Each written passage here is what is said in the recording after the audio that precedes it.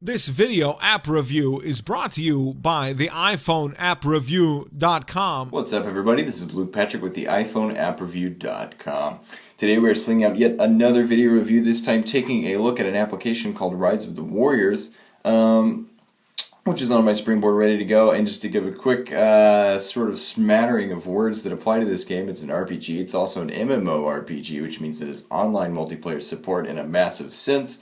It's also sort of a turn-based combat strategy game, which means you've got various elements to sort of mangle in order to ensure that your character stays effective and stays powerful in combat. Likewise, it also comes back with a... You know what? Let's just go ahead and jump in and show you this application, Rise of the Warriors, is available for free in the App Store, and we have to admit we're quite fond of it. It does, of course, require an internet connection, so if you don't have one, you're going to need one. Alright, enough of that. Let's go ahead and jump straight in. It's got sort of a anime style to it, in sort of that same way that we've seen things like Dofus en France, and this sort of style that's appeared in France that we're quite fond of, this sort of anime but not anime style. And of course, here's the main map, which sort of shows you everything that's available to you. At the beginning of the game, because this is an MMO, or massively multiplayer online RPG, which is role-playing game, that last part, you essentially choose a class when you start up the game, which means you are going to have to choose between one of the 8 various fighting types that are included. I picked a ranger, and I'm now level 2, and this is my character along the bottom of the screen here. So I can also pick a couple different avatars. This exists for all of the various classes. So if you're into, or heavily into, we suppose, character modification, all of that is included. I'm going to go ahead and load up the map for the day, and then we can get it going. So essentially, because this is an MMO, you've got various different places to explore. You've got missions that you can do. Likewise, you've got your camp, monster pit, coliseum, where you can challenge other players, etc., etc. We're actually going to go there, I think. Okay. So actually, this is the monster pit, excuse me. This is where you will find other monsters to actually fight. So, there's a place to go to explore your options. We're going to go back, actually, and just kind of take another few pokes around. So essentially, just to explain what's going on, once you've created your character, you're given this map where you are free to sort of roam around and then do as you will, leveling up your character, gaining bonuses, doing whatever else it is that you need. So, for instance, here are a bunch of other characters, player characters, that I am free to challenge at any point. Here's a super easy. I guess I'm going to go for that. Let's do that. And then you simply boot this up. Here's the main combat screen. You've got two things going on that of note. You're going to hit fight, and then as soon as you do, you've got these two special attacks along the bottom. These are dependent upon your class and the house that you actually choose. This is sort of like guilds in things like EverQuest or WoW.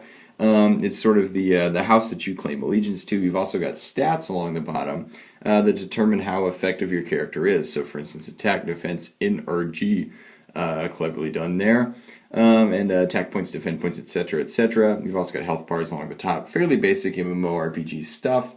The combat itself looks like this. So we're going to go ahead and boot this up and then just start dealing out the damage. There we go. Once you've won a fight, you gain some gold and some experience, and then you move on. It is that quick, and of course, if you want to fight any of the other player characters, they are all here. And you can sort of just pop in at any point in time and give them a good walloping. We like that quite a bit. Okay, so one more thing to introduce to you is the goal system that's included in this app. You can simply hit that button up at the top that I did, and then you're given sort of quest WoW style to work through. So, for instance, challenge Boomerang, the first creature in the monster pit. Really wish we could click these. That'd be quite nice. Sadly, we can't. So if I want to go do that, then I simply go back here. I go to the monster pit Coliseum, boot this up. I find the animal, or monster, excuse me, that I'm fighting. Double click, hit fight. We go, we get into this, and then hopefully we win, which isn't looking likely. And bollocks, I've just died, so I obviously didn't do that. But again, same sort of thing as far as basic quest system within any MMO.